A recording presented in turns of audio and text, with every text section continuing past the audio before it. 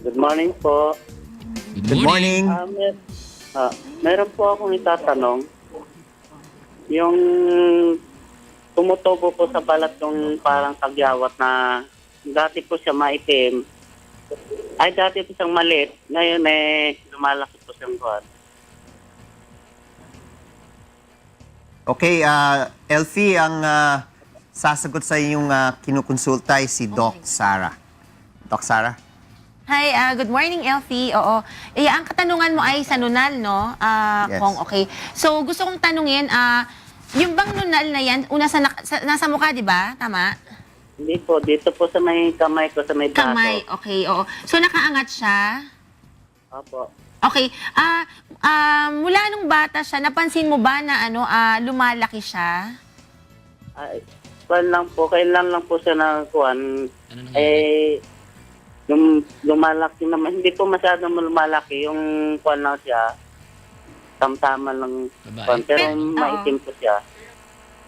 Okay, kamusta naman yung gilid niya? Parang, kasi tinitingnan din natin dyan yung border, no? Ibig sabihin yung pinaka, ano ba Tagalog ng border? Yung pinaka, yung boundary sa yung gilid niya, no?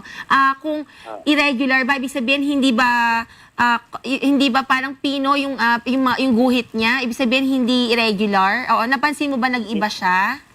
Hindi naman po. Parang kuhan lang po. Pag tumatagal, lumalaki lang po natapos maitim siyang kuhan. Oo. Sa kulay naman, kamusta? Kasi kalimitan, dapat ang color kasi nasa isang shade lang. Minsan, pag nag-iiba yung kulay, kunyari medyo pa black o kaya minsan nag-iiba-iba ng kulay. Minsan nagiging gray, nagiging brown. May napansin ka bang pag-iiba dun sa kulay nung nunal? Wala naman po. Basta ganun lang po siya. Maitim lang po siya. Okay, oo. Sa pangangate, naman, Elfie? Po. Yung nangangati ba siya? Lumalapad lang po siya at maitim. Ano daw? Sorry? Nangangati ba siya, Elfie? Paminsan-minsan po. Okay. Sige, ganito, no?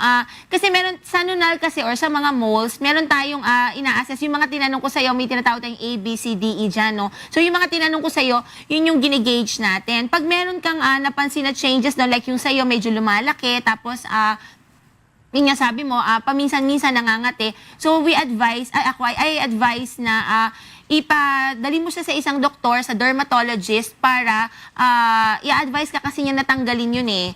And then, pag tinanggal kasi yun, ipapacheck natin kung malignant ba yun or hindi. No? Yun ang napaka-importante. Kasi kung Erin, lahat po kasi ng nunal, all moles are pre-malignant. So, may tendency siyang maging malignant. So, pag ganyang may mga pagbabago na, talagang dapat ipasuri kagad para matanggal. Pag yan tinanggal po yan, pag tinanggal yan, Elfie, kalimitan naglalagay tayo ng border sa labas ng normal, no? Kasi yung iba, kunyari, huli na tapos malignant pala, nagkakalat siya. So, kaya dapat habang pag may ganyang pagbabago kagad, magpunta ka na kagad para matanggal siya. And then, ipapa-examine yan ng doktor para malaman kung hindi naman pala malignant or so maswerte tayo pagka hindi ganon. Kaya lang pagka naman worst case scenario, malignant pala, nagbibigay na ng ibang management para wag na siyang kumalat. So ako yun ang ma-advise ko sa iyo ngayon, Elfie, no? Pumunta ka kagad sa derma para matanggal siya and then ipapahistopar siya. Oo. May anesthesia naman yun, so wala kang dapat ikatakot dun sa pain niya. And then nagbibigay din ng antibiotics ang derma. So, yun. May katanungan ka pa, Elfie? Wala na po. Yan Okay na po na ba isang katanungan ko. Salamat sa iyo.